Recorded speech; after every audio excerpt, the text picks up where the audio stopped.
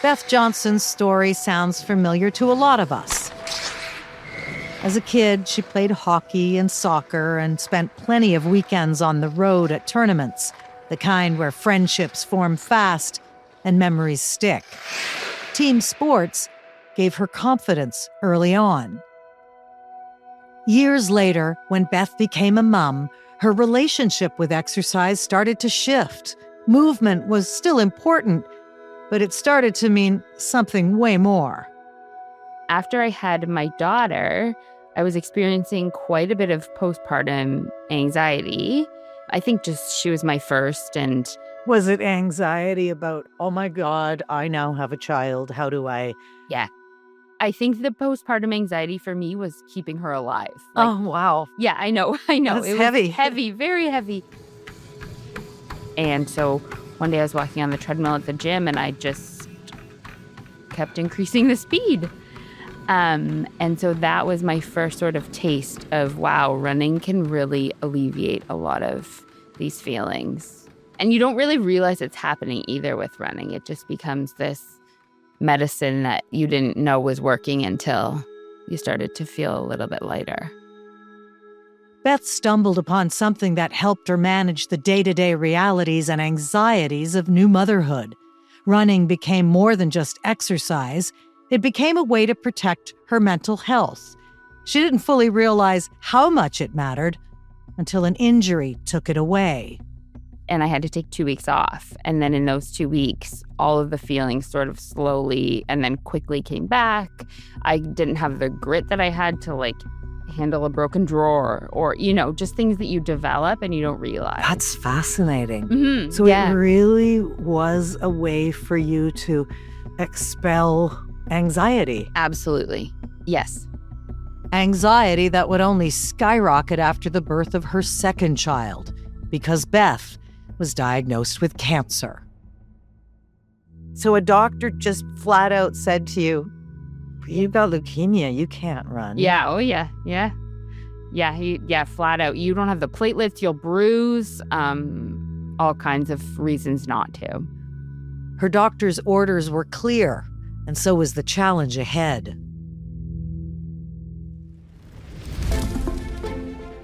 This is Carry the Fire, a podcast by the Princess Margaret Cancer Foundation, featuring inspiring personal stories about what happens when world-leading doctors, researchers, and their patients come together to ignite breakthroughs in cancer diagnostics, research, and treatment.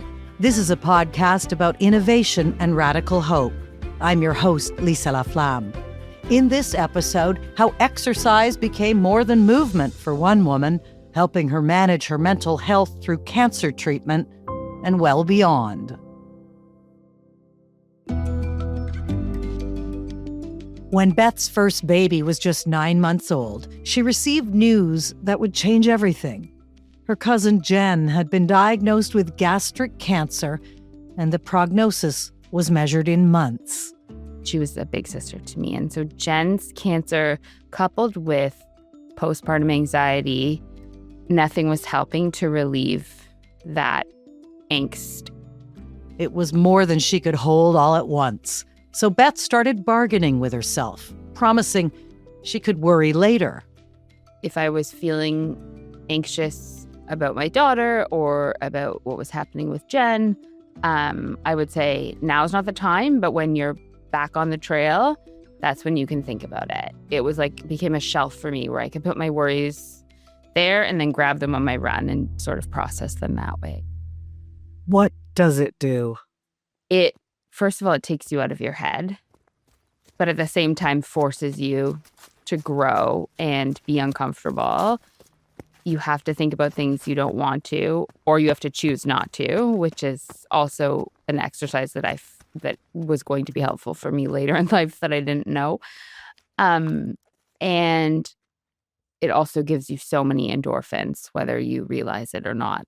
It makes me a better person. So while you were doing that initial exercise, you were feeling the pain in your own body, so therefore not thinking about the external pains you were Yes, I think that sums it up really well. What an endorsement for running. Yeah. How big a part of your identity would you say it became? Huge, huge, like as much as being a mom, I would say. Mom, runner. The other thing is I noticed I was becoming a better hockey player as a result. So that was that I really liked.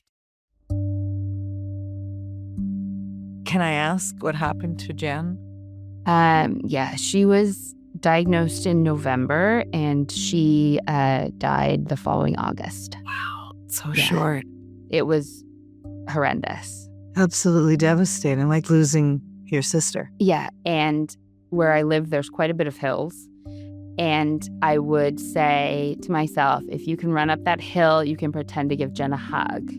And that's the only way I got up the hill. Yeah, I've actually never said that out loud before. See, that's the benchmark, that it kept you moving forward and something to look forward to, which is a hug. Yeah. Wow. And I would just picture it in my brain and smell her and picture what she was wearing. And Oh, that's Yeah. really beautiful. yeah, So she never knew then that you yourself would end up diagnosed with leukemia. no. Take me to that moment and what you remember feeling. Absolute shock because it came out of nowhere. I was in so much pain in my back and I thought I had a kidney infection. So I ended up in the ER basically looking for antibiotics and pain medication. But within 15 minutes, they said to my husband and I, you have leukemia. It was that clear. That fast, that clear. Yeah. What happens as quickly, and I'm sure not as clearly for you mentally? For me, mentally, I was terrified. I thought of my children not having a mom. I thought of my mom not having a daughter, I thought I was going to die. Beth was transferred immediately from the ER to Princess Margaret Cancer Center, one of the country's leading centers for blood cancers. No time to say goodbye to the kids, no time to pack a bag. She wouldn't walk back into her own home for a month. So I think running taught me how to sort of organize my anxiety a bit and shift it and bring it back when I was able to sort of think about it again. Like, okay, right now I need to be listening to this doctor. I can't be thinking about, am I going to live or die? Whoever was with me was writing it down anyways. But for me, I was like, be present, think about it later. What do you remember about those early days? I remember I had to have a bone marrow biopsy, which was almost as bad as birthing children. And then I remember my husband bringing photos of my kids for the walls and my mom bringing this flamingo lawn ornament that I won in a race. And I was like, I won it in a race in Buffalo. I came like 7th or 8th. Like I absolutely didn't win the race, but they give lawn ornaments out to people that win. And then you get to walk around with your flamingo at the after party. But also a reminder of running. And that's why. This passion of yours. Yeah. Before all of this, your world went topsy-turvy. Yes. Yeah. And so I would look at the flamingo in that bed and just think about the race, think about running. While she prepared for the bone marrow biopsy, Beth worried about what all of this might do long-term to her exercise routine. The medical team, though, quickly calmed her down. I would say the doctors that were more open to me being active were more understanding of how much it impacted my mental health. And some of them were athletes themselves, so that also helped. Oh, that would be huge. Yeah. Yeah, they understood that what it would mean to take that away from me at that point when I had already felt like I lost so much. So I decided that I was going to create my own journey. How did you do that? I did not stop moving in that hospital. I said, I need some weights. I need bands. I said, what, do you have a physio gym that I said, can my husband bring my Peloton here? And they're like, no, calm down. So they brought me, it is not a Peloton, but it is some type of device that you can pedal that was certainly older than me. And I just pedaled on that. Wow. So, and just so everybody understands this was not necessarily for your physical conditioning to keep your body in shape. It was very much for your mental health. Am I reading that right? Very much for my mental health. And unless I had to be sitting down for a treatment or I wasn't feeling well, I did listen to my body. I wasn't reckless, but I was walking. I walked every single one of those floors over. I would probably get about 10 to 15,000 steps a day. We found a floor that actually, when you're attached to an IV, it's quite annoying to open and close doors. So my mom and I found a floor that we called the athlete floor. It's not, but it didn't have many doors, so you could walk comfortably without being attached to a pole. Finally, after about a month, Beth went home and found that old habits die hard. I got home December 30th, and I have a picture of myself on the treadmill on January 2nd.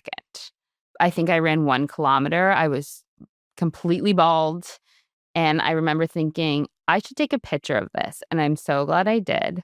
I took a video of me running and sent it to my friend, 2 of me huffing and puffing. I think I was on the treadmill for about a week. And then I went down to the beach. But I went down to the beach for a walk the day I got home and I sobbed. Yeah, it was just so emotional to be outside. Slowly and methodically, Beth regained her strength. The next phase was the central nervous system phase, and that was chemo in my spine. That is when I would really use running because you have to sit super still. It's like similar to getting an epidural, but it's a lot longer and more painful. But you can't move. And so I would just picture my favorite part of Ashbridges Bay, and I would say, okay, and I know it's a 3-kilometer mark from my house where the path of leaves. And I would just picture myself there, and then that would get me through. Because her leukemia was the so-called good kind, Beth was expected to make a full recovery. The chemo was going well, and I was getting regular biopsies, so they were monitoring my cancer. But then, unfortunately, it came back, which was really surprising because I was feeling so well. I won a 5K. I was feeling the best I'd ever felt since before I had kids. And then my cancer came back. So that was probably even scarier than the initial diagnosis in the first place. So my only option was a stem cell transplant. But in order to have a stem cell transplant, they won't give it to you if your leukemia is a certain level. So you have to get back into remission. And that's where the immunotherapy came in. So it was basically a silver bullet, we were hoping. And so it was this bag that I had to wear for a month at a time. I think I did 3 or 4 cycles of it, and it was about 3 pounds.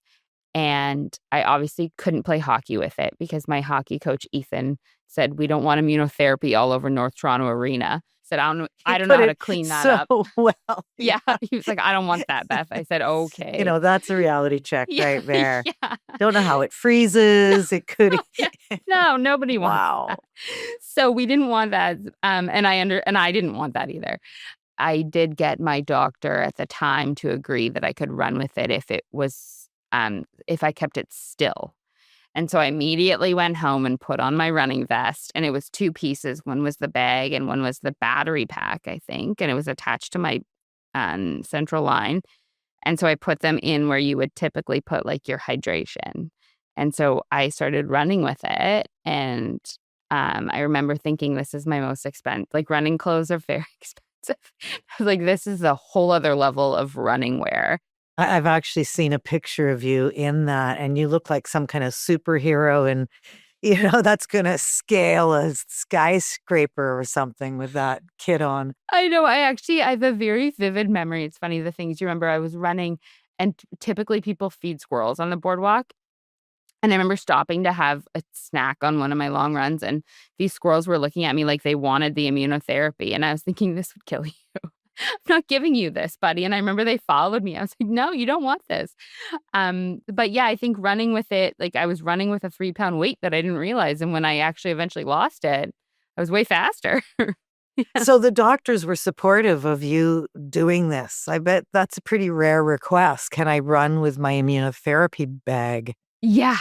Yeah. I think my doctor definitely had to think about it. But I unfortunately, as more young people are getting this disease, doctors are having to adapt sort of what is important for the patient mentally versus what are the risks. And I think running was sort of a low risk in that because I'd already been doing it. But I think that my doctor was definitely learning a lot about mental health versus risks with me. Beth's story shows how much movement can matter for mental health. But cancer asked for more than just one coping strategy, so she started building a bigger support system, beginning with a cancer psychotherapist. It was a care team willing to adapt, treating not just the cancer, but the person living through it.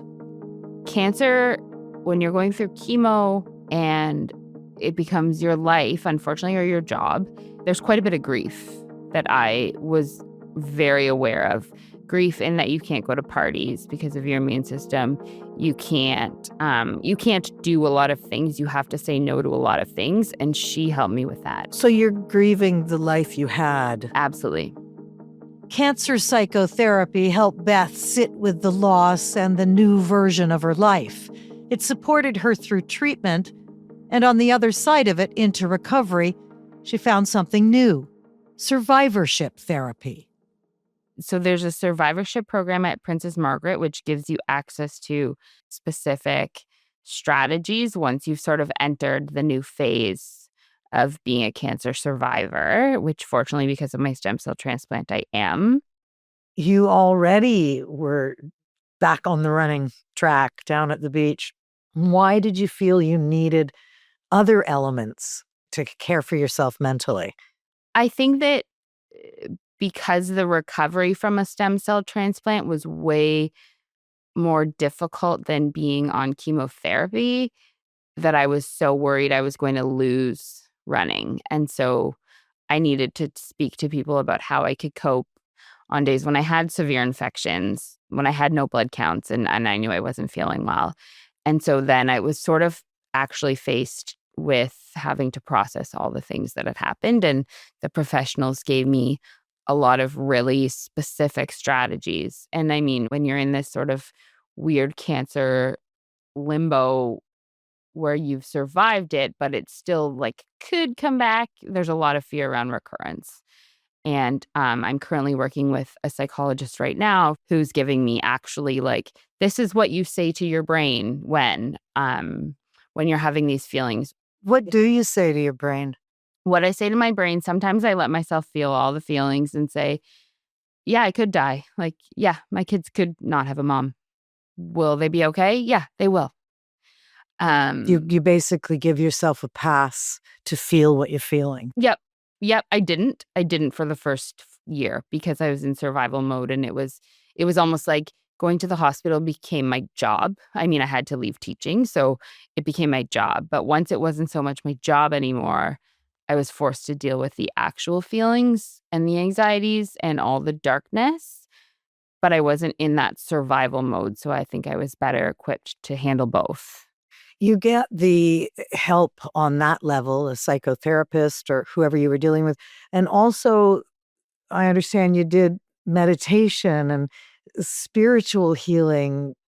Give me an idea of the difference between these different phases or levels of mental health care. So I had access to a meditation teacher, and she would, if I was having a really bad day, I could page her, and she would come in and just do a meditation for my mom and I. And sometimes I would fall asleep.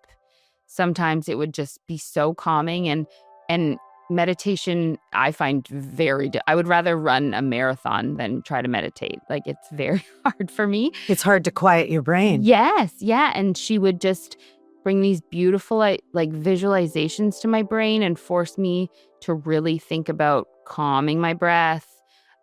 She would put me in like a meadow, I remember. Meditation and psychotherapy.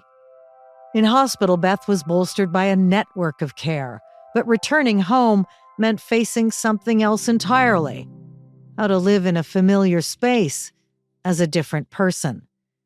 That's when she really relied on the survivorship therapy. when I was originally home, it was all I could think about for the first 24 hours. I have cancer. I would see all the moms taking their kids to school and thinking, this isn't fair. Why that mom? Why does that mom get to, why does that person get to walk their dog? Why do they have hair? And then after 24 hours of that pity party, I thought, Beth, you have are you going to do this for 2 years? No, you can't. You have to show up for your kids, your family, your mom, your dad, like your hockey team. Like you cannot live in this space. So I let myself, and then I thought, move on. And I remember a woman from hockey who I love dearly, and she's a comedian and she's an actress, and she sent me a video of this. I think it was a beaver that she found it was probably Sherwood Park, and some type of animal trying to get over a hill. And Megan looked at it and said, "It's a hill. Get over it." And it was so funny to me. And then she said, "Tell that to your cancer." And I thought, okay. And so you can't really apply that to cancer directly, but you can apply it to, I don't want to go for a walk because I'm tired. And then I'd have her saying, "It's a hill. Get over it." And that was just such a helpful thing to say. And I lived with that saying. Today, does cancer take up much space in your head? It certainly does, but it's a lot lighter now. Once I got home, I was really able to only think about it as much as I let myself. And so sometimes, some days I would be like, "You're not a cancer patient today. You're not at the hospital. You don't have an appointment. You don't even need to think about it." And I wouldn't. I truly wouldn't. I mean, it would peek in and I would picture myself like drop kicking it away. So sometimes these actual visualizations were so helpful. So I picture like cancer as a soccer ball, and I'd be like, "Not today." And I would drop kick it and it would go away for a bit. It would trickle back and I would do the same thing. And so I think on days when I wasn't involved with anyone from the hospital or any medical team, I stayed off social media a lot. I never Googled anything about my cancer, which I would highly recommend. That's really strength. You are a disciplined woman. I tried it once and it got dark so fast, and it's all negative stuff. So I decided not to. And that was also very helpful. The art of visualization Mhm. has changed your life and I would say your treatment. Yes. What does movement look like for you now, physically and mentally? For now, I am just hoping for some hemoglobin so that my running can improve. Explain that to me. I know. Hemoglobin is basically like the oxygen carrier in your blood. So it really just brings oxygen to all parts of your body. And I'm still on a few strong drugs to prevent my leukemia from coming back. And so they reduce your hemoglobin as part of the whole process. And so my hemoglobin is still very low. It's in the 80s. What should it be? Like way above 100 for sure, maybe 130. So I'm hoping for some hemoglobin, but right now I'm running about 5 days a week. I'm in the gym 2 to 3 times and hockey once a week. And then I walk a ton. Where are you at medically right now? Medically, my cancer is undetectable, which Yay. is Oh my gosh, that's beautiful. Yeah, I just hit my 1-year rebirthday on January 23rd. Of course, knowing you probably ran a marathon or something. Oh, I ran 10. I did. Yes, I did. I did. Okay, I was kidding. I know. I think that cancer, it will be the fabric of me, and I will never take my hair for granted again. I will never take making lunches for granted, laundry, all the things that I get to do. I guess that's sort of how it would be in the fabric of me, is like, I get to do this now. I get to scrub this floor. I get to hear my kids screaming at each other. So it's literally changed your entire perspective, this experience. 100%. Because it's not a lot of young moms I hear who, yay, I get to wash this floor. Yay, my kids are screaming. But for you, those simple moments in life are life. Yes, they are. And I always tell people when it's their birthdays, a lot of my friends are hitting 40 or around there, and age is a gift. I always say that to people, and it just makes them stop. And my friend Beth says age is a gift. Yeah, it is. It really is. And if it's a hill, get over it. It's a hill, get over it. Yeah, that helps so much.